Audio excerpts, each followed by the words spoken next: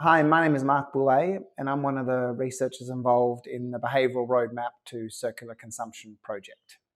Buying built to last means preferencing products that might last longer, so have greater longevity, allow you to use them more often or have longer use times.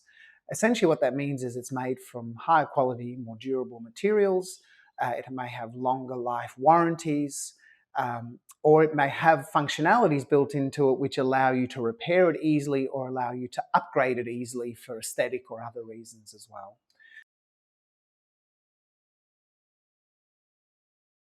One is obviously it has a direct impact onto material footprint. When you buy an item that is built to last as opposed to buying an item that is not built to last and that breaks down easily, you're obviously seeing less materials used over the long term in comparison. But secondly, and probably more importantly, buying built to last supports a number of the other key behaviours that were identified in this roadmap project. In particular, it supports behaviours such as repairing items, because items that are built to last can often have a functionality of being able to be repaired or upgraded.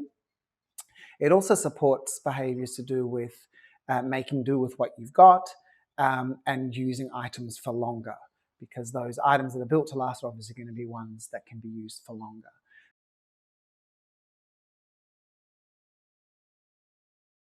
Consumers indicated they were happy to purchase, to buy or pay more in order to buy items that are built to last, and yet they were only willing to do it to a certain extent. But consumers also indicated that they weren't too sure which items they actually should be buying, and when looking for items which were of high quality and built to last, they couldn't find them. When you then looked at industry, but industry said that they didn't feel there was a demand from the market for these sort of products. So you can see a tension between where consumers were at and where industry was at as well.